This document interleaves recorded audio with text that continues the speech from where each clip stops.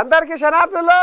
ఇక మరి మీ నర్సయ్య తాత చిన్నగా రానే వచ్చాడు. అందరూ ఇంత షాయబుట్టు తాగి సలికి సిద్ధంగా ఉన్నట్టే నా యుద్ధానికే. ఇక మరి ఆలస్యం ఎందుకులా ఇక పోదాపారి. మార్నింగ్ న్యూస్ విత్ నర్సయ్య తాత మధ్యలో మోత. ఇవాళ మరి మోత ఎవరికి ఎవరి జాతకం ఎట్లా ఉంది ఏంది ఏం కథ. సిఐడి విచారణకు శ్రీముఖి నిధి అగర్వాల్. ఇగో వీళ్ళ సకదానం చూస్తుర్రా, వీళ్ళ సకదానం జర కెమెరా మంచిగా పెట్టరా పిల్లగా. ఏమన్నా కానీ వస్తే బదనామైన ఇక బదనామన్న ఇదాం.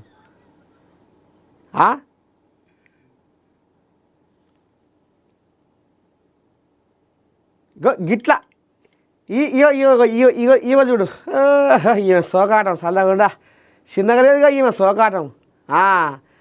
అవి మన గుడబేవులు ఇట్లా చుట్టుకూరు ఇట్లా ఒడివెచ్చి. జంగిల్ రమ్మీకి ప్రమోట్ చేసిన శ్రీముఖి.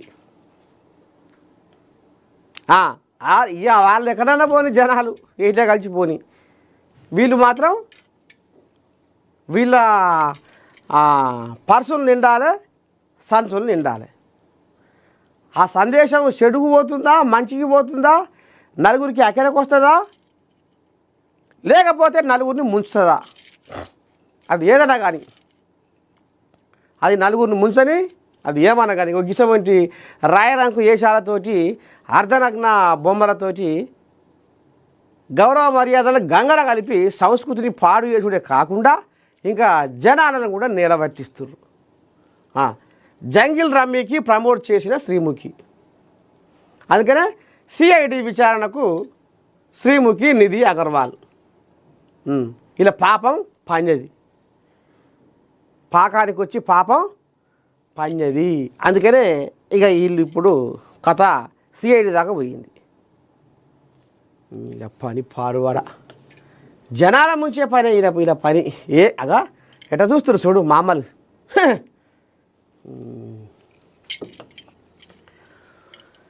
విశ్వం ఆమెకే వశం. మిస్ యూనివర్స్ 2025గా ఫాతిమా బాష్ కిరీటాన్ని దక్కించుకున్న 25 ఏళ్ల అందాల భామ. థాయిలాండ్లోని నాంతబురిలో అట్టహాసంగా వేడుక.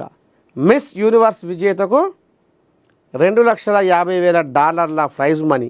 ఈ ఏడాది పోటీ theme the power of love, ప్రేమ శక్తి పేరుతో. ఇక ఏం పేరు ఆమె పేరు? ఫాతిమా బాష్. విశ్వం ఆమెకే వశం. మెక్సికో పిల్ల. సరే, రేవంత్ దూకుడు అడ్డుకోండి. జగన్ కోరియాగా నిన్నమన్న పట్నంలో గాలిచ్చి గబ్బు లేపింది. ఇప్పుడు ఏమో అనుకొస్తుందిగా శ్రీ చంద్రబాబు నాయుడు గారు. రేవంత్ దూకుడు అడ్డుకోండి. అయ్యో కోయిలాగా ఎంత ఆగిమన్నా కోయిలాగా. ఇక పోతిరెడ్డి పాడకు పొక్క వేసి నీళ్ళని గుంజుకపోయిన కోయిలాగా. చంద్రబాబుకు ఏపీ మాజీ సీఎం జగన్ లేఖ. తెలుగు రాజకీయాల్లో సంచలనం. హైదరాబాదు వచ్చి వెళ్ళిన మరుసటి రోజే నిన్నమని వచ్చాక పట్నంలో ఒక్క టీఎంసీ తగ్గిన బాధ్యత మీదే అంటూ తెలంగాణ స్పీడ్ను లేఖలో పేర్కొన్న జగన్. వైఎస్ జగన్మోహన్ రెడ్డి చూపు ఇప్పుడు తెలంగాణపై పడ్డది. హైదరాబాదులోని సిబిఐ కోర్టుకు హాజరైన సందర్భంగా తన మద్దతుదారులు అభిమానులు హైదరాబాదులో ఉన్నారంటూ ఓ రకంగా బల ప్రదర్శన చేసిన జగన్ హైదరాబాదు వచ్చి వెళ్ళిన మరుసటి రోజే తెల్లారే రేవంత్ నాయకత్వంలోని తెలంగాణ సర్కారు దూకుడు అడ్డుకోకపోతే ప్రమాదం అంటూ నేరుగా ఏపీ సీఎం చంద్రబాబుకే లేఖ రాశారు. తెలంగాణ ముఖ్యమంత్రి రేవంత్ నాయకత్వంలో పనులన్నీ చక్కబెట్టుకుంటుండగా ఏపీకి నష్టం జరిగే ప్రమాదం కనిపిస్తుందని, తెలంగాణ డిమాండ్కు అంగీకరించిన పునర్విభజనను నిరోధించకున్నా జరిగే నష్టానికి బాధ్యత వహించాలంటూ లేఖ ద్వారా తెలుగు రాష్ట్రాల రాజకీయాల్లో ఓ కొత్త చర్చకు తెరలేపారు. ఓహో, కోల్యాగా బాంబు పేల్చిందిగా పట్నంలో అడుగు పెట్టి. ఈయన ఎగురుతుండు, ఆ ఎగురును నువ్వు అడ్డుకోవాలి అని ఇక కోల్యాగా జగన్ కోల్యాగా ఉత్తరం రాసిందట నారా చంద్రయ్యకు. ఇంటూ నావే ఓ నారచంద్రయ్య అగో గది కథ. కేటీఆర్ అసత్యాలు చెప్పడం మానండి. అడ్డగోలు జీవోలు చెల్లింపులు మా హయాంలో లేవు, పెట్టుబడులు రాకూడదు జరగకూడదు, ఇదే నీ ఆలోచన, ఆధారాలు ఉంటే చెప్పండి, చర్యలు తీసుకుంటాం. మాజీ మంత్రి కేటీఆర్కు మంత్రి శ్రీధర్ బాబు కౌంటర్. 10 ఏళ్ళు మంత్రిగా పనిచేసిన కేటీఆర్ రాష్ట్ర ప్రజలకు అసత్యాలు చెబుతున్నారని రాష్ట్ర మంత్రి శ్రీధర్ బాబు తీవ్రంగా విమర్శించారు. గత ప్రభుత్వం మాదిరిగా తమ ప్రభుత్వం అడ్డగోలుగా జీవోలు చెల్లింపులు చేయడం లేదని, వారి హయాంలో ఏం చేసినా దాని వెనుక ఏదో మతలబు ఉండేదని ఆరోపించారు. సరే, ఈయన కథ ఇట్లా ఉంది. పదవులు అడుక్కుంటే రావు, పోరాడి గుంజుకుంటేనే వస్తాయి. హక్కుల సాధనకు పోరాటం తప్పదు. మత్స్యకారులు రాబోయే కాలంలో ఐక్యంగా ఉండాలి. MP Etela Rajender hot comments. Telugu జాతిలో సాహసం ధైర్యం ఉన్నప్పటికీ వెనుకబడ్డామనే ఆవేదన ఉందని ఎంపీ ఈటెల రాజేందర్ పేర్కొన్నారు. ప్రపంచ మత్స్యకారుల దినోత్సవం సందర్భంగా నాగర్ కర్నూలు జిల్లాలో జరిగిన ఉత్సవాలలో ఎంపీ పాల్గొన్నారు. ముఖ్యంగా మరి ప్రపంచ మత్స్యకారుల దినోత్సవం ఇక నిన్న అంతటా అక్కడక్కడ ఓరలిసుడు పని పెట్టుకుర్రు. ముఖ్యంగా ఇది గంగపుత్ర, ఈ వృత్తి గంగపుత్రుడిది.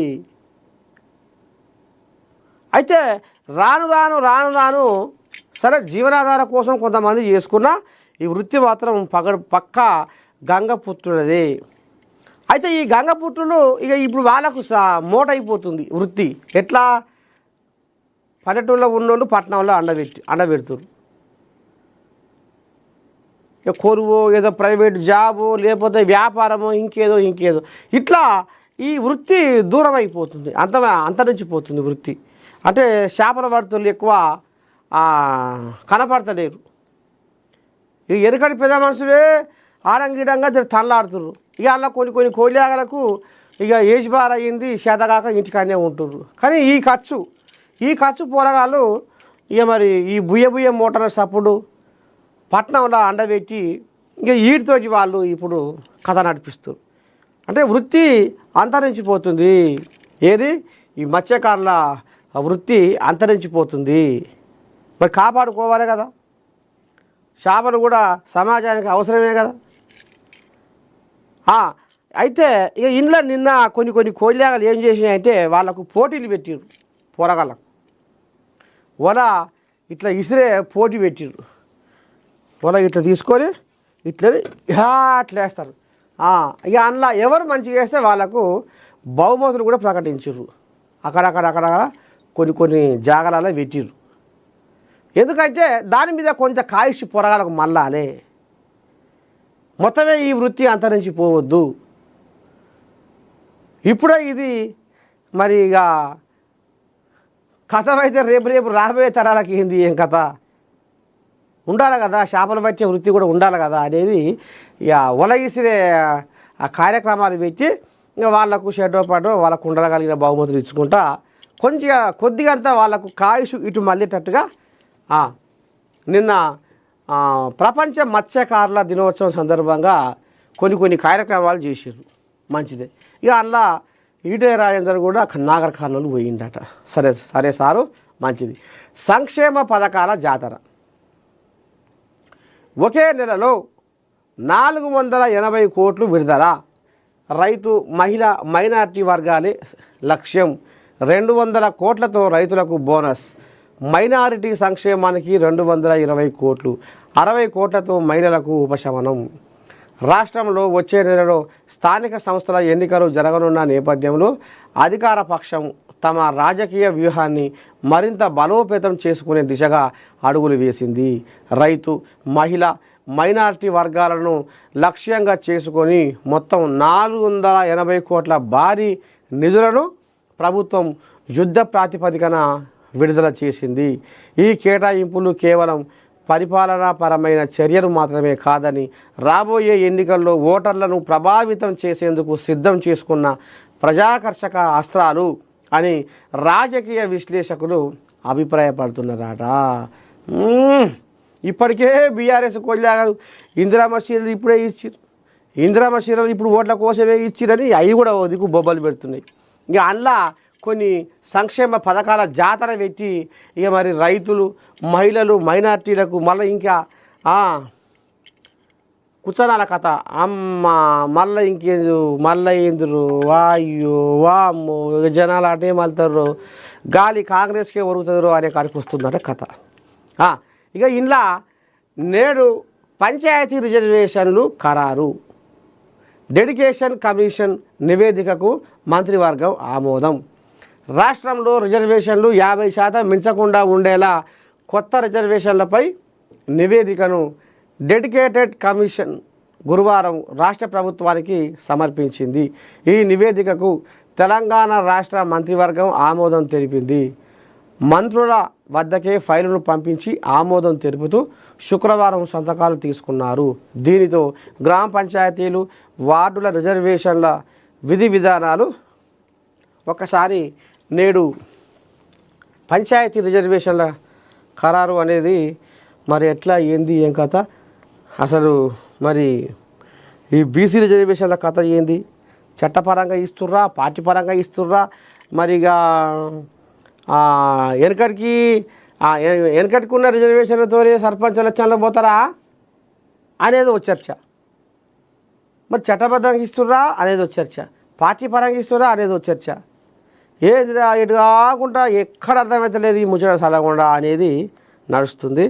మరి ఒక బీసీ కోల్యాగా ఫోన్ చేద్దాం, ఏమంటారు అసలు ఏంది ఏం కథ ఎట్టటి సంగతి. ఏమో కోల్యాగాలన్నీ ఇప్పుడు ఏమో కయ్యానికి కాలు దూగుతున్నాయట.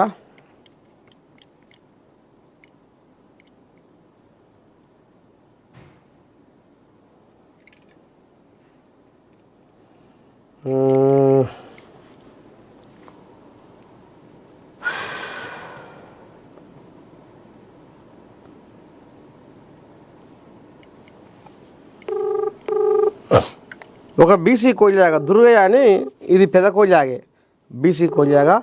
మరి ఈ కోల్యాగా ఏమంటుంది, ఏమనుకుంటున్నారు, ఈ బీసీల రిజర్వేషన్ల కథ ఏంది? శనార్థి తాత 10 గంటల వరకు వచ్చే వాడికి. ఓ తాత ఎక్కడి 10 పెట్టావు? ఇప్పుడు నువ్వు లైవ్లో ఉన్నావు, లైవ్లో ఉన్నావు, పొద్దుగాల మార్నింగ్ న్యూస్ లైవ్లో ఉన్నావు. మరి ఈ పంచాయతీ చల్లకుండా ఎందుకు ఏమిటికి పెడుతుంది మరి ఇలా మీరు నిరసన? ఏంది ఏం కథ ఎట్ట సంగతి ఏమనుకుంటారు, ఏ రకంగా చేద్దాం అనుకుంటారు? ఇలా వాస్తవంగా కాంగ్రెస్ ప్రభుత్వము పిసిసి అధ్యక్షులు మహేష్ కుమార్ గౌడ్ గారు గాని, అదే విధంగా పొన్నం ప్రభాకర్ గాని, అదే విధంగా ముఖ్యమంత్రి రేవంత్ రెడ్డి గారు గాని ఏం చెప్పినారు, మేము 42% రిజర్వేషన్లు స్థానికంగా ఖచ్చితంగా ఇచ్చిన తర్వాతనే, చట్టపరంగా ఇచ్చిన తర్వాతనే స్థానిక ఎన్నికలు నిర్వహిస్తామని చెప్పారు. ఇప్పుడు ఆ దిశగా కాకుండా వాళ్ళు పార్టీ పరంగా ఇస్తామంటారు. పార్టీ పరంగా ఇచ్చేటటువంటి రిజర్వేషన్లు మాకు భిక్ష కాదు, చట్టపరంగా ఇవ్వాల్సినటువంటి రిజర్వేషన్ కావాలని చెప్పేసి మేము కోరుకుంటా ఉన్నాం.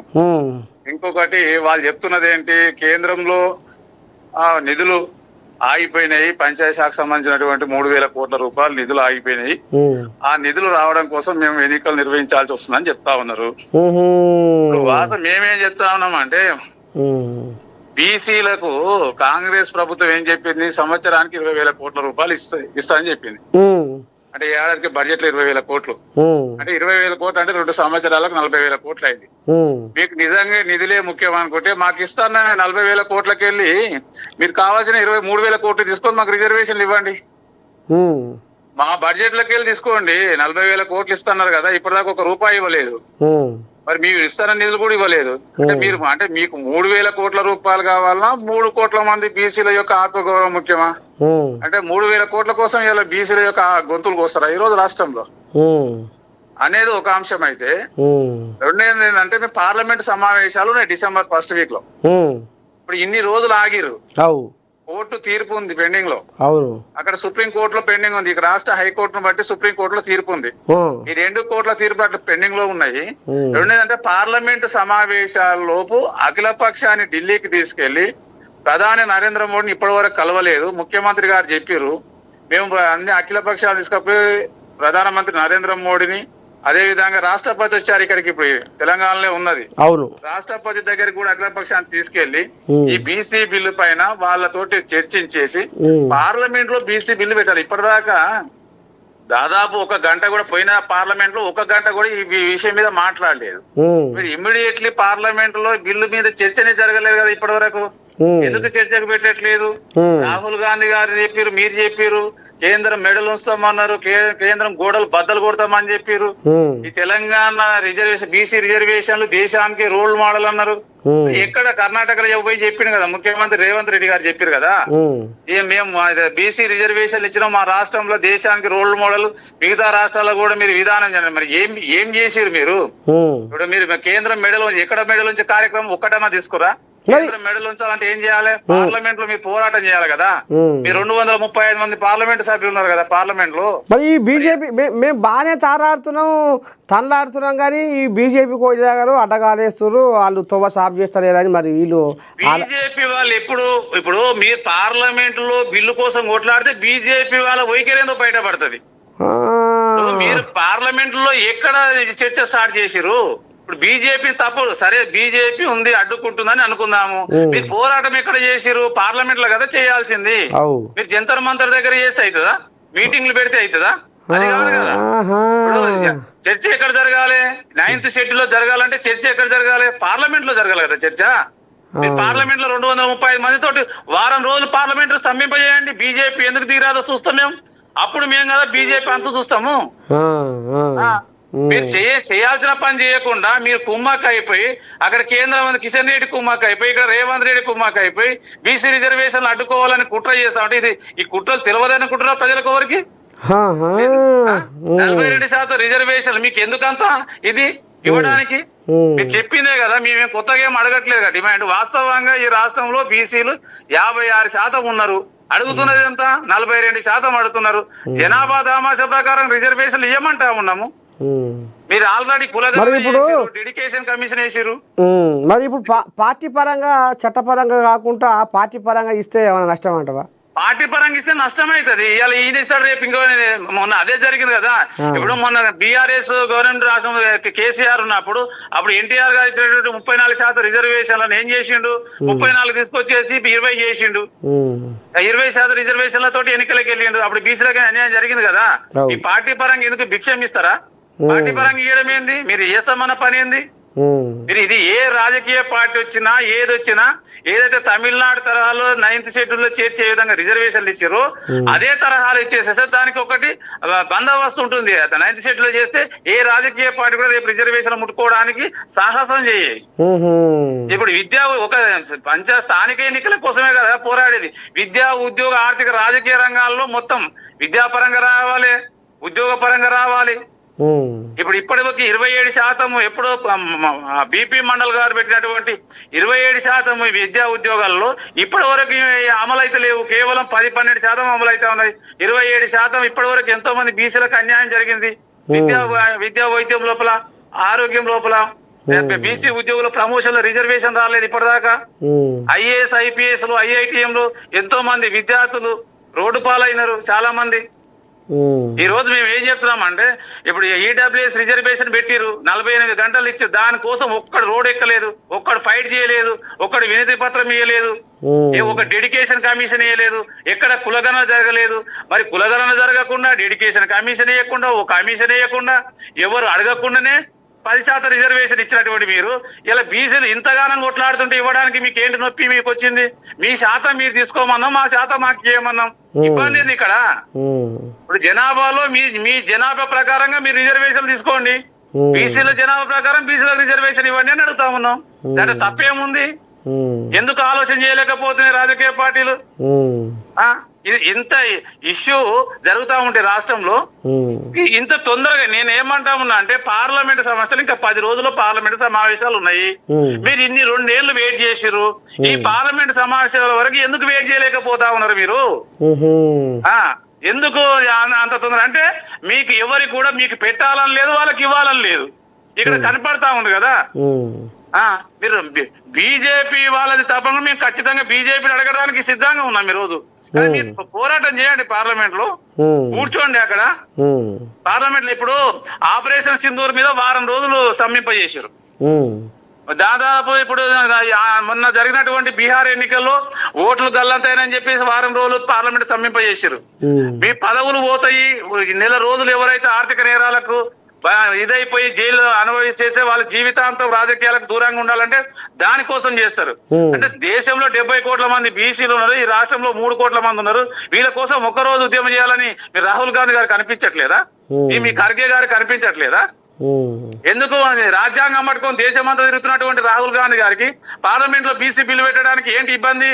ఎందుకు మాట్లాడతలేరు? దీని వెనకాల ఎవరున్నారు? అంటే ఈ విధమైనటువంటి కుట్రలు జరుగుతా ఉన్నాయి ఈ రాష్ట్రంలో. ఏదో చేసి మసిపోయి ఈ మొన్న శ్రీనివాస్ రెడ్డి గారితో మాట్లాడిపించారు. ఇప్పుడు ఈ రోజు చెప్పాలి వాస్తవంగా.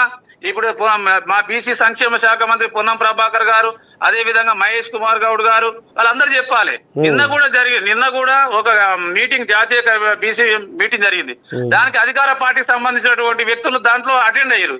సంతోషం. ఈ రోజు బీసీ రిజర్వేషన్ అంటే ఓ మదియాసి గౌడ్కు, ఓ హనుమంతరావుకి పరిమితమా? మిగతా బీసీలకు అవసరం లేదా రిజర్వేషన్లు? అంటే వీళ్ళు సపోర్ట్ చేస్తున్నటువంటి బీసీ ఉద్యమానికి సపోర్ట్ చేస్తా ఉన్నారు. ఈ రోజు హనుమంతరావు, అదే విధంగా మధుయాస్ గౌడ్ గారు సపోర్ట్ చేస్తా ఉన్నారు. వచ్చి బీసీ ఉద్యమంలో కూర్చొని పోరాడుతా ఉన్నారు. అంటే మిగతా బీసీలకు అవసరం లేదా రిజర్వేషన్లు? ఎందుకు గొంతెత్తట్లేదు? ఎందుకు మాట్లాడట్లేదు? వాళ్ళు వచ్చి చెప్పాలి కదా. చాలా స్పష్టంగా చెప్పారు కదా మహేష్ కుమార్ గౌడ్ గారు, ఎన్నో వేదికల మీద చెప్పారు. మినిమం ఖచ్చితంగా 42% రిజర్వేషన్లు చట్టం ఇచ్చిన తర్వాతనే స్థానిక ఎన్నికలు నిర్వహిస్తామని చెప్పారు. మరి వీళ్ళు ఎందుకు ఎంకరేజ్ చేస్తున్నారు? ఎందుకు మీ ముఖ్యమంత్రిని ఒప్పించలేకపోతున్నారు? దాని వెనుక కారణాలు ఏంటి అసలు? అరే కేవలము స్థానిక ఈ లోకల్ బాడీ ఎన్నికలలో కూడా మీరు ఇంత అన్యాయం చేయాలనుకుంటే, ఇలా ఎమ్మెల్యేలు మీరే, ఎంపీలు మీరే, కేంద్ర మంత్రులు మీరే. ఒకవేళ దాన్నే అనుకుందాము, మీరు నిజంగా అక్కడ బీజేపీ ప్రభుత్వం అడ్డుకుంది. మరి మీరు కామారెడ్డిలో ఎన్ని ఇచ్చారు హామీలు మాకు? ఈ కామారెడ్డిలో ఎన్ని హామీలు ఇచ్చారు అంటే ఏడాదికి 20,000 కోట్ల రూపాయలు బడ్జెట్ ఇస్తామన్నారు. ఇప్పటి వరకు 1 రూపాయి ఇవ్వలేదు. బీసీ విద్యార్థుల సకాలంలో ఫీజు రియంబర్స్మెంట్ ఇస్తామన్నారు, ఇవ్వలేదు. బీసీ కుల సంఘాలకు ఫెడరేషన్లు ఇస్తామని చెప్పారు, దాంట్లో బడ్జెట్ కేటాయిస్తామన్నారు. ఎంబీసీలకు 1000 కోట్లు ఇస్తామని చెప్పారు. గౌడ్లకు, సామాజిక గౌడ్లకు 25%, బారాన్ వయన్స్ లో 20% రిజర్వేషన్ ఇస్తామని చెప్పారు. ఎక్స్కేసి 5 నుంచి 10 లక్షలు చేస్తామని చెప్పారు. గొల్ల కుర్మలకు మళ్ళీ గొర్రెలు పంపిణీ చేస్తామని చెప్పారు. మరి ఇవన్నీ ఎవరు అడ్డుకున్నారు? బీజేపీ అడ్డుకుందా? మరి ఇవన్నీ ఎందుకు చేయలేదు?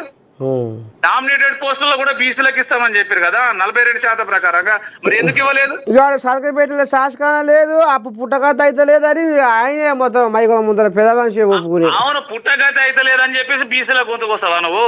పుట్టపతి కాబట్టి మాకు ఇస్తాను 20,000 కోట్ల గురించి తీసుకో, మేము ఇవ్వడానికి సిద్ధంగా ఉన్నాం. మీకు డబ్బులే ముఖ్యమైతే మాకు 40,000 కోట్ల రూపాయలు ఇవాళ రాష్ట్ర ప్రభుత్వం బకాయి పడ్డది కదా. మీకు డబ్బులే ముఖ్యమైతే తీసుకోండి. మీరు కేవలం 3,000 కోట్ల కోసము రాష్ట్రంలో ఉన్నటువంటి బీసీలను గొంతుకోస్తారా మీరు? ఎన్ని బడ్జెట్లు అయిపోలేదు ఇప్పటికీ? మీరు ఇష్టమైనటువంటి హామీలు ఎన్ని చేయలేదు?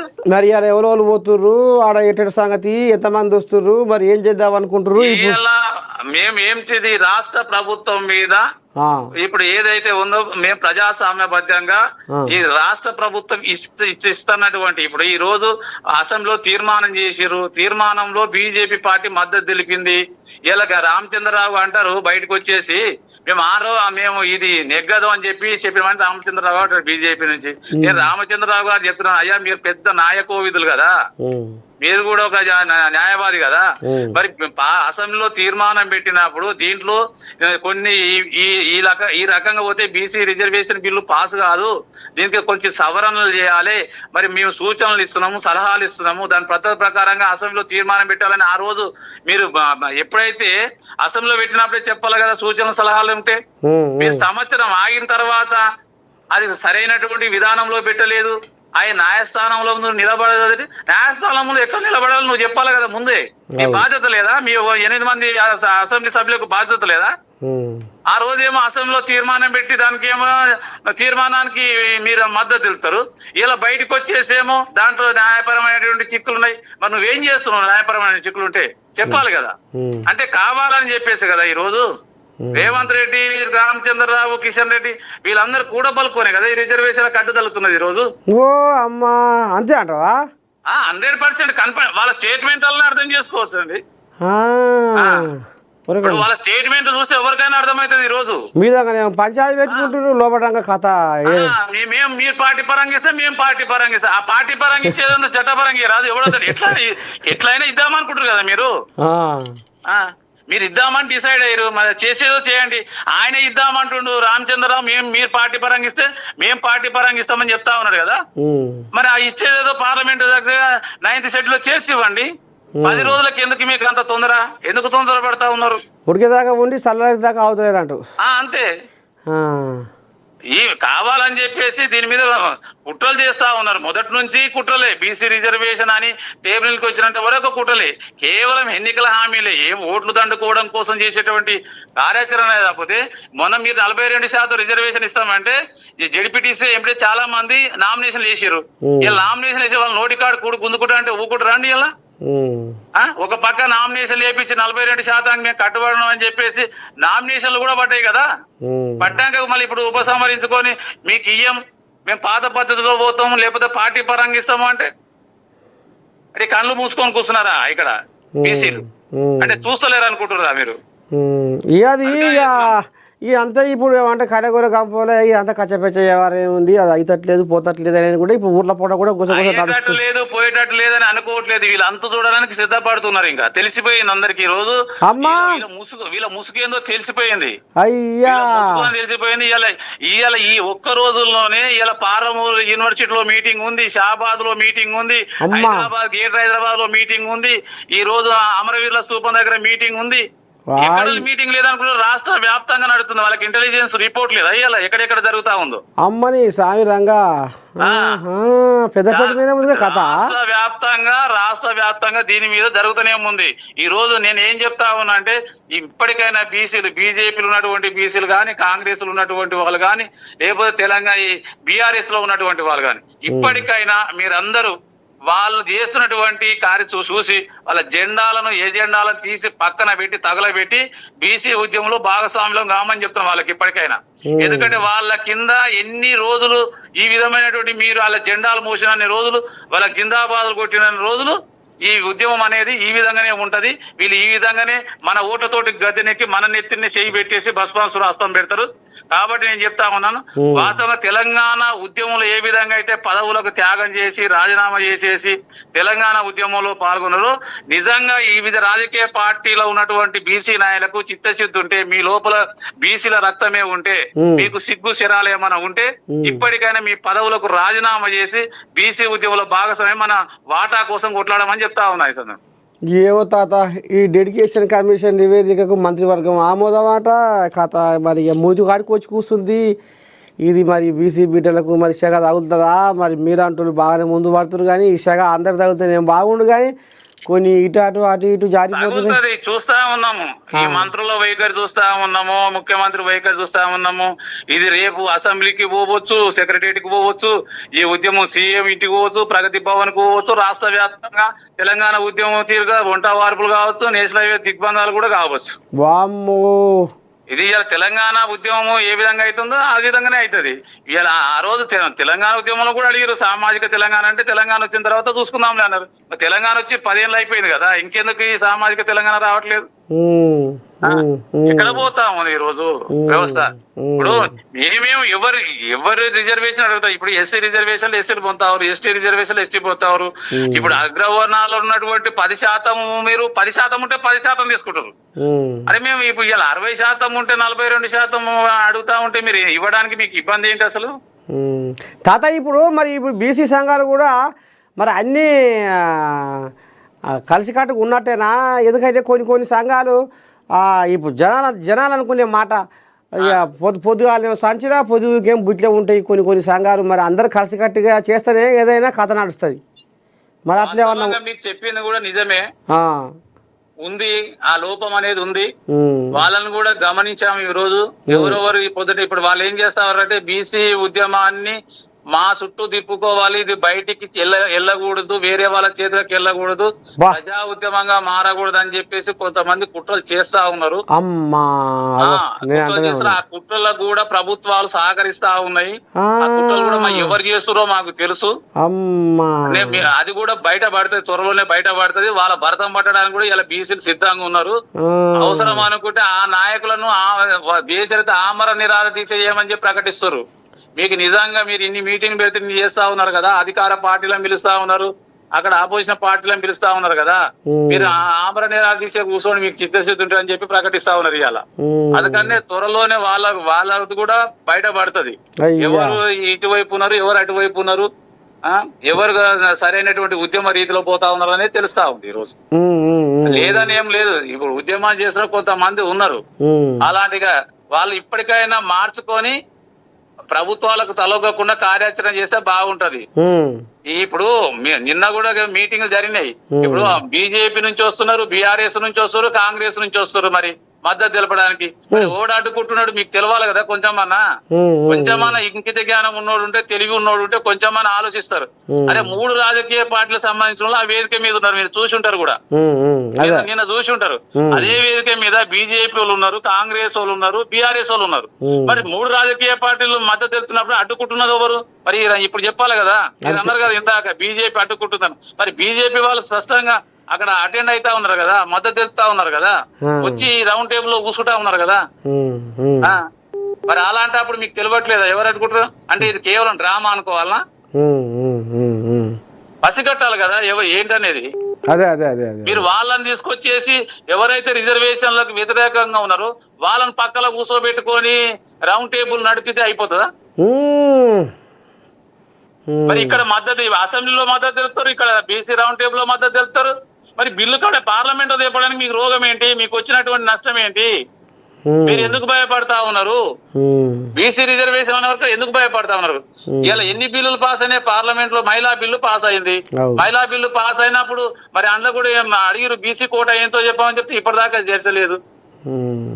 ఇప్పుడు పార్లమెంట్ లో ఏదైనా కానీ పార్లమెంట్ లో జరిగిన దానికే కదా చట్టపరంగా వచ్చేది బిల్లులు. కేవలం ఇప్పుడు ఈ రోజు 23, ఇప్పుడు 22 తారీఖు ఈ రోజు, ఇంక 8 రోజులు అయితే పార్లమెంట్ సమావేశాలు ఉన్నాయి. ఈ పార్లమెంట్ సమావేశాల వరకు ఆగి తీసుకపోండి పార్లమెంట్ వరకు. 235 మంది కాంగ్రెస్ నుంచి పార్లమెంట్ సభ్యులు, 50 మంది రాజ్యసభ సభ్యులు ఉన్నారు.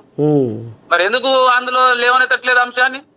కూర్చోమనండి రాహుల్ గాంధీ గారిని, లేవకుండా కూర్చోమని చెప్పండి. మీరు 230 మంది కూర్చోండి. మిగతా బీజేపీ వాళ్ళు ఎందుకు కూర్చోరో మేము చూసాం. అప్పుడు మిగతా 8 మంది మీరు అందులో కూర్చున్నప్పుడు పార్లమెంట్ లో మీరు 230 మందితో కూర్చోండి. ఎందుకంటే ఎందుకు చెప్తున్నామంటే ఈ మాట, ఇదే కాంగ్రెస్ ప్రభుత్వము ఎక్కడ జంతర్ మంతర్ దగ్గర ధర్నా చేపడితే దాదాపు 30 రాజకీయ పార్టీలు అందులో ఇన్వాల్వ్మెంట్ అయినాయి. మేము తెలంగాణలో పెట్టినటువంటి బీసీ బిల్లుకు మేము స్పష్టంగా మద్దతు తెలియజేస్తా ఉన్నాము.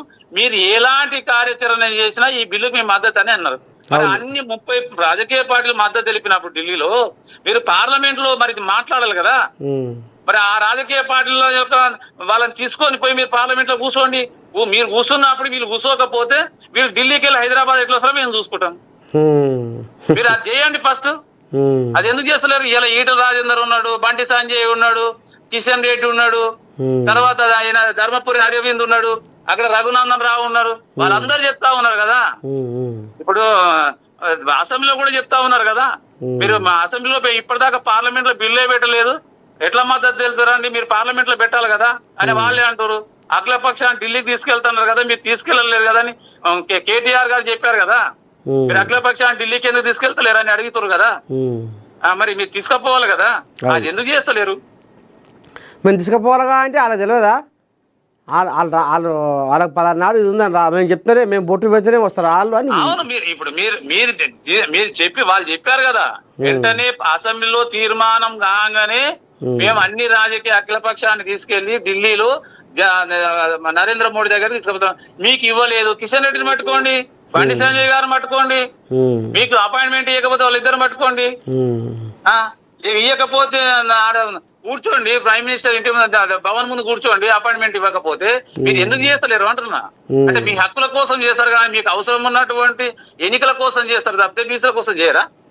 బీజేపీ పార్టీ కూడా ప్రకటించింది కదా మొన్న ఆపరేషన్ సింధూర్ టైంలో. బీజేపీ పార్టీ ఏమిటి, దేశవ్యాప్త జనగణన చేసి కులగణన అందులో చేస్తామని చెప్పారు. మరి వాళ్ళు కూడా ఇప్పుడు రెడీ ఉన్నారా లేదా తెలుస్తుంది కదా. ఇప్పుడు నిజంగా కూడా వాళ్ళకి బీసీ లెక్కలు తీయాలని లేకపోతే ప్రైమ్ మినిస్టర్ చెప్పలేరు కదా మాట. చెప్పారు కదా ఆల్రెడీ మేము దేశవ్యాప్తంగా కులగణన చేస్తామని చెప్పారు కదా. మరి చేస్తామని వాళ్ళ సానుకూలంగా ఉన్నప్పుడు మీరు మాట్లాడితే అవుతుంది. ఇప్పుడు వాళ్ళు చెప్తున్న మాట అదే, మీరు పార్లమెంట్ లో ఫైట్ చేయండి, చేస్తే ఏదో కోలికి వస్తుంది. మాకు శత్రువుడో మిత్రుడో మాకు కూడా తెలిసిపోతుంది కదా. ఏ రాజకీయ పార్టీ మద్దతు తెలుపుతుంది, ఏం తెలుపుతుంది మాకు కూడా తెలిసిపోతుంది కదా. మీరు బీజేపీ మీద ఆమోదం నింద మోపాలనుకున్నప్పుడు మీరు ఫైట్ చేస్తే తెలుస్తుంది వాళ్ళు ఇస్తారా ఇయ్యలేరు అనేది. మీరు చేయనే లేదు, ఫైట్ చేయనే లేదు, చేయమని చెప్తా ఉన్నాం మేము. ఇప్పుడు మొత్తానికైతే ఇప్పుడు నీ మాటలు విన్నాకనైనా కొన్ని అటు ఇటు డ్రామా ఆడే కొన్ని కోజాలు ఉంటే అవి తోకొస్తాయి అనుకుంటున్నాను నేనైతే. ఉన్నారు ఈ రోజు బీఆర్ఎస్ పార్టీ డ్రామా ఆడుతా ఉంది, గోడ మీద పిల్లిలా కూర్చుంది. అటు చెప్తలేరు ఇటు చెప్తలేరు. కొన్ని రాజకీయ పార్టీలు డ్రామాలు కూడా ఆడుతా ఉన్నాయి. వాళ్ళు ఇటు మద్దతు అంటలేరు అటు ఇది అంటలేరు, చూస్తా ఉన్నారు. బీజేపీ కాంగ్రెస్ ఏంది దాంట్లో కూడా రాజకీయ కోణం. ఇది మాకేమైనా పనికి వస్తుందేమో చూద్దాం, పనికి వస్తేనేమో ఎత్తుకుందాం, లేకపోతే వదిలేద్దాం. మొన్న చూసారు కదా జూబ్లీహిల్స్ ఎన్నికలు చూసినాం కదా. ఈ రోజు రాజకీయ పార్టీ వాస్తవంగా మొన్న గెలిచింది బీసీ వాదం. వీళ్ళు అనుకుంటారు ఏదో జబ్బలు దాచుకుంటారు, కాంగ్రెస్ మా పార్టీ కాబట్టి గెలిచిందని వీళ్ళు అనుకుంటారు. కానీ వాస్తవంగా కాంగ్రెస్ మీద ప్రేమతోటో బీఆర్ఎస్ తోటి బీఆర్ఎస్ కాదు, వాస్తవంగా అక్కడ గెలిచింది బీసీ వాదం. ఎందుకు చెప్తామనంటే 27,000 ఓట్లు ఉన్నాయి అగ్రకులాలవి. మీరు ఇలా బీజేపీ ఓటు బ్యాంక్ తెరిచి చూడండి, మొత్తము అగ్రవర్ణాలకు సంబంధించినటువంటి ఓటు బ్యాంక్ మొత్తం బీజేపీకి పడ్డాయాడ. ఏ ఒక్క అగ్రవర్ణాలకు సంబంధించినటువంటి వాడు కాంగ్రెస్ కి వేయలేమన్నాడు. స్పష్టంగా కనపడతా ఉన్నారు, లెక్కలు తీసుకోండి మీరు, కనపడుతుంది. బీఆర్ఎస్ లో ఉన్నటువంటి ఓసీ సామాజిక వర్గం, కాంగ్రెస్ లో ఉన్నటువంటి వాళ్ళు, బీఆర్ఎస్ లో ఉన్నటువంటి వాళ్ళు మొత్తం బీజేపీకి వేసారు అక్కడ. అమ్మో అక్కడ మేము లెక్కలు చూసినాం, ఇక్కడ ఏం జరిగిందో చూద్దామని లెక్కలు చూస్తే ఆడ స్పష్టంగా కనపడతా ఉంది.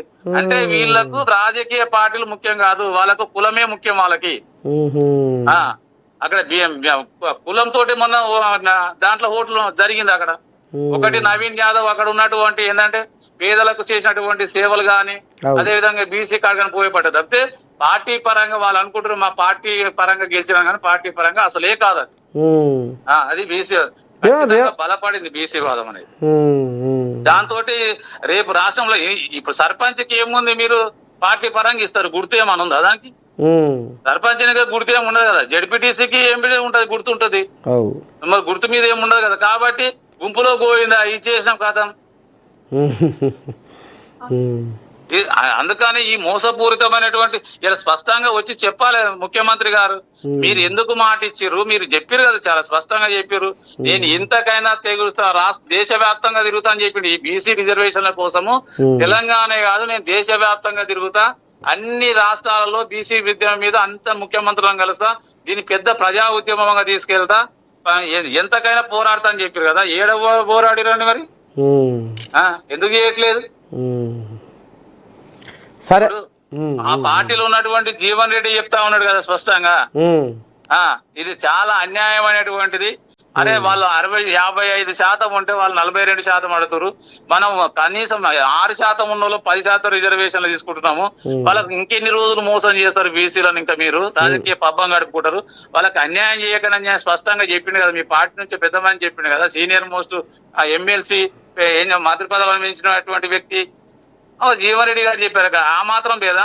నేను ఆ మాత్రం సోయి బీసీ నాయకులకు లేదు ముందు అందులో చెప్పాలంటే. ఇంకా జీవన్ రెడ్డికి ఉన్నటువంటి సోయి అక్కడ ఉన్నటువంటి బీసీ నాయకులకు ఉంటే, కాంగ్రెస్ పార్టీలో ఉన్నటువంటి వాళ్ళకు, బీఆర్ఎస్ వాళ్ళకు ఉన్నటువంటి వాళ్ళకు ఉంటే, బీజేపీలో ఉన్నది ఎప్పుడో వచ్చేది. ఈ రోజు కొద్దో గొప్ప అక్కడక్కడ ఇంకా అలాంటి మేధావులు మాట్లాడుతా ఉన్నారు ఒక్కొక్క చోట, ఇంత అన్యాయం జరుగుతా ఉందని. వాళ్ళకు కూడా తెలుసు ఇది చాలా అన్యాయం అని, కానీ వాళ్ళు చెప్పలేరు కదా బయటకు వచ్చేసి. వాళ్ళ సామాజిక వర్గం అరే నువ్వు ఎట్లా చెప్తావని అడుగుతారు. వాళ్ళు చెప్పడానికి సిద్ధంగా ఉన్నారు కానీ బీసీలు చెప్పడానికి మీకు ఇప్పుడు సామాజిక న్యాయం అంటాడు ముఖ్యమంత్రి పార్టీ పరంగా. మరి పార్టీ పరంగా ఇవ్వాలనుకుంటే నీ దగ్గర మంత్రి పదవులు ఉన్నాయి కదా, 4 ఉన్నాయి, 2 సంవత్సరాలు అయిపోయింది, ఇప్పటిదాకా ఎందుకు ఇస్తలేరండి? అప్పుడు ఒక ముఖ్యమంత్రి కేసీఆర్ దగ్గర ఒకటే పదవి ఉండేది, మీ దగ్గర ఇప్పుడు 4 మంత్రి పదవులు ఉన్నాయి, ఎందుకు ఇస్తలేరు? మరి పార్టీ పరంగా ఇవ్వాలంటే ఇవ్వాలి కదా. ఎన్నో నామినేటెడ్ పోస్టులు ఇచ్చారు, ఎందుకు ఇస్తలేరు మరి? సరే తాత, సరే మరి ఇక వస్తా నేను కూడా. కానీ ఇక మరి సరే మా మార్నింగ్ న్యూస్కు మీ అమూల్యమైన సమయాన్ని ఇచ్చి మరి ఇక్కడ బీసీలలో ఉన్న కథ ఏంది, అసలు ఎవరు డ్రామాలు ఆడుతున్నారు, మరి రేపు రాబోయే రోజుల్లో ఇంకా ఈ బీసీ ఉద్యమం తెలంగాణ ఉద్యమంగా రూపు దాల్చుకోబోతుంది అనేది కూడా నువ్వే అంటున్నావు. చూడాలి మరి ఇంకా మీరు ఇంకా ఏ రకంగా మీ పోరాటం ఉంటది. ఖచ్చితంగా తెలంగాణ ఉద్యమంలో కూడా బీసీలు ఎక్కువ పార్టిసిపేట్ చేశారు. చాలా మంది ఆ పోరాటంలో దాదాపు 1200 మంది చనిపోతే అందులో దాదాపు 1000 పైచీలకు బడుగు బలహీన వర్గాల వాళ్ళే ఉన్నారు. అది తెలంగాణ కోసం ఫైట్ చేశారు. ఇవాళ బీసీ ఉద్యమం కోసం కూడా, బీసీ హక్కుల కోసం కూడా పోరాడడానికి సిద్ధంగా ఉన్నారు. వాళ్ళు సరైనటువంటి నాయకత్వం కోసం చూస్తా ఉన్నారు. ఖచ్చితంగా ఈ ఒక్క రోజే దాదాపు తెలంగాణ జిల్లాల్లో దాదాపు ఒక 10 జిల్లాల్లో ఈ ఒక్క రోజే మీటింగ్లు జరుగుతా ఉన్నాయి. అక్కడక్కడ బలోపేతం అయితే ఉన్న ఉద్యమం అదే ఇప్పుడు సురువైనట్టే ఉద్యమం సురువైనట్టే. అది ఆగదు. ఈ పంచాయతీ ఎన్నికలు వాళ్ళు జరిపినా జరపకపోయినా ఉద్యమం అనేది ఆగదు. అది తాడో పేడో తెలుసుకోవడానికి సిద్ధంగానే ఉన్నారు. అబ్బా సరే తాత, సరే సరే, మంచిది శనార్థి. ఇది కథ. ఇక చూడాలి మరి తెలంగాణ ఉద్యమం లేక ఇప్పుడు బీసీ ఉద్యమం సురువు కాబోతుంది, సురువు అయ్యింది అనేది కూడా మరి బీసీ సంఘం రాష్ట్ర నాయకులు దుర్గయ్య ఈ రకంగా ఇలా మరి ఆయన ఆంబాయం వెళ్ళబోసుకుంటూ ఇగో ఎల్లాకడి కథ. బెట్టింగ్ యాప్స్కు ప్రచారం చేసిన వ్యవహారంలో ప్రముఖ సినీ తారలు నిధి అగర్వాల్, శ్రీముఖి, అమృత చౌదరి సిఐడి అధికారుల ఎదుట విచారణకు హాజరయ్యారు. బెట్టింగ్ యాప్స్కు ప్రచారం చేసిన ప్రముఖులను సిఐడి అధికారులు వరుసగా విచారిస్తున్న విషయం తెలిసిందే. ఇటీవల ఇక అది విజయ్ దేవరకొండ, ప్రకాష్ రాజులను సిఐడి అధికారులు విచారించారు. యాప్స్ను ప్రమోట్ చేసిన వారిని సిఐడి వరుసగా విచారణకు పిలుస్తుంది. హైదరాబాద్లోని లక్టీ కపూర్లో సిఐడి కార్యాలయానికి వీరు విచారణకు హాజరయ్యారు. బెట్టింగ్ యాప్స్ యువత ప్రాణాలను బలిగొన్న నేపథ్యంలో వీటిని ప్రమోట్ చేసిన ప్రముఖులపై కొన్ని నెలల క్రితం కేసు నమోదయ్యింది. రాష్ట్రంలో బెట్టింగ్ యాప్స్ అంశంపై దర్యాప్తు జరిపేందుకు ప్రభుత్వం సిఐడి ఆధ్వర్యంలో ప్రత్యేక దర్యాప్తు బృందాన్ని ఏర్పాటు చేసింది. శ్రీముఖి జంగిల్ రమ్మీ యాప్ను ప్రమోట్ చేయగా అమృత చౌదరి పలు బెట్టింగ్ యాప్స్కు ప్రచారం చేశారు. ఇక గది కథ. పాపం పోరగాళ్ళు అయితే ఆ బెట్టింగ్ల మీద పైసలు పెట్టి పెట్టి పెట్టి పెట్టి పెట్టి పెట్టి ఉన్న కాడికి ఊడ్చుకపోయింది కథ. ఇక ఓదికేమో ప్రాణము నీవని ఊపిరి నీదని నిన్నే నమ్మి తినే, ఉన్న కాడికి ఊడ్చి నీకై దారా పోసి తినే, ఎట్లా పోతీవే నా గుండెల పొడిసి, చచ్చిపోతున్ననే నువ్వు రావని తెలిసి. ఇక ఓదికేమో ఈ ప్రేమించిన పిల్ల ఆగం చేసిందని ఓదికు పిగరు. ఇక ఇంకో దిక్కేమో బెట్టింగు, ఆమె శ్రీముఖి చేసిందని, ఆ హీరోయిన్ చేసిందని, ఈమె చేసిందని, ఆమె చేసిందని, ఇదేదో కథ ఉందని సంకలు గుద్దుకొని ఆ బెట్టింగ్ యాప్స్లో మునిగి తేలితే ఆఖరికి వస్తున్న కల్లా పాతాళం. ఉన్న ఆస్తులు జేబుగుల్లా, పానంగుల్లా, అయ్యమ్మతోని నిందలు బదనాలు, ఆఖరికి వస్తున్న కదా వీళ్ళ పానాలు గాలిలా. చెప్పేటోళ్ళు మస్తుగా చెప్తారు, అందులో నిజమే ఉంది, అబద్ధమే ఉంది, అసలు దీనివల్ల ఏదైనా ఉపయోగం ఉందా, అసలు ఏంది ఏం కథ అనేది ఆలోచన మనకాడ కూడా ఉండాలగా, ఆలోచన చెయ్యాలగా. ఇది మంచా చెడా, అక్కడికి వచ్చేదా, లేకపోతే మనల్ని అడుగు పట్టించేదా అనేది ఆలోచన ఉండాలగా. ఉరుకులాట. కానీ వీళ్ళకు కూడా జర్నన్న ఉండాలి.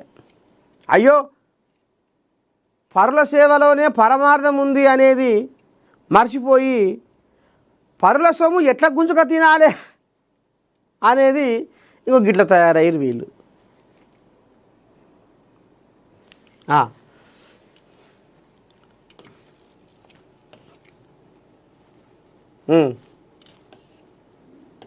ఇంకేముంది,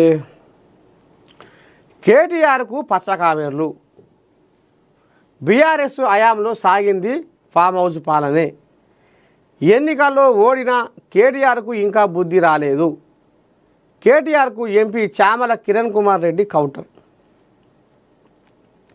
మాజీ మంత్రి కేటీఆర్కు భువనగిరి ఎంపీ చామల కిరణ్ కుమారు స్ట్రాంగ్ కౌంటర్ ఇచ్చారు. పచ్చ కామెర్లు వచ్చిన వారికి లోకమంతా పచ్చగానే కనబడుతుందని, కేటీఆర్కి కూడా అలాగే ఉందని విమర్శించారు. శుక్రవారం గాంధీ భవన్లో మీడియాతో ఎంపీ చామల కిరణ్ కుమార్ రెడ్డి మాట్లాడారు. బీఆర్ఎస్ హయాంలో ఫామ్ హౌస్ పాలన తప్ప ప్రజాపాలన ఎక్కడ చేయలేదని మండిపడ్డారు. తమ ప్రభుత్వంలో క్యాబినెట్లో అన్ని నిర్ణయాలు జరుగుతాయని కేటీఆర్ గతంలో ఒప్పుకున్నారని గుర్తు చేశారు. సీఎం రేవంత్ రెడ్డి కుటుంబాన్ని విమర్శించడమే కేటీఆర్ పనిగా పెట్టుకున్నారని ధ్వజమెత్తారు. ఎంపీ చామల కిరణ్ కుమార్ రెడ్డి రేవంత్ రెడ్డి కుటుంబంలో ఎంతమంది తమ ప్రభుత్వంలో ఉన్నారో కేటీఆర్ చెప్పాలని సవాల్ విసిరారు. కేటీఆర్ లాగా ఇంట్లో ఉన్నోళ్ళందరికీ రాజకీయ పదవులను తమ ప్రభుత్వంలో ఇవ్వలేదని స్పష్టం చేశారు. కేటీఆర్ 10 ఏళ్ళు ఏం చేశారని, తెలంగాణకు తీసుకువచ్చిన పెట్టుబడులు ఏమయ్యాయని ప్రశ్నల వర్షం కురిపించారు. కేటీఆర్ అండ్ కో తెలంగాణకు మంచి చేయరని, తాము చేస్తుంటే అడ్డుకుంటున్నారని ధ్వజమెత్తారు. వ్యాపారవేత్తలను కేటీఆర్ బెదిరించారని ఆరోపించారు. అసెంబ్లీ పార్లమెంటు ఎన్నికల్లో బీఆర్ఎస్ను ఓడగొట్టిన కేటీఆర్కు బుద్ధి మారలేదని ఎద్దేవా చేశారు. చివరికి జూబ్లీహిల్స్లో ఓడగొట్టిన కేటీఆర్ మారడం లేదని ఎంపీ చామల కిరణ్ కుమార్ రెడ్డి ఈ రకంగా ఈ కోయిలాగా అంటే ఇక రేవంత్ కుటుంబం మీద ఇసురుక పడుతుందట. రేవంత్ రెడ్డిని కూడా నోటికొచ్చిన మాట ఇసిరి పెడుతుండట. గిట్లా వరకనే భువనగిరి కోయాకు శగ పుట్టింది. అట్టెట్ట గిట్టెట్ట అని ఇప్పుడు అది కాలు దువ్వి రంకెలేస్తుంది. ఎవరి మీదకి? రాముని మీదకి.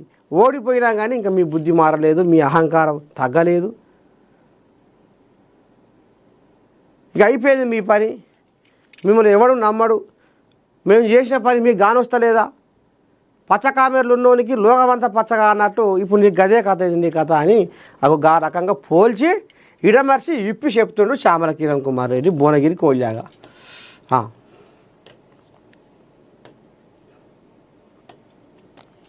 నన్ను అరెస్టు చేసే ధైర్యం రేవంత్ సర్కారు చేయదు. ఓరికో ఇదెక్కడి కథ? అయ్యా, దానంతో రాజీనామా చేయిస్తారు. జిహెచ్ఎంసీ ఎన్నికల తర్వాతే ఖైరతాబాదు బైపోలు.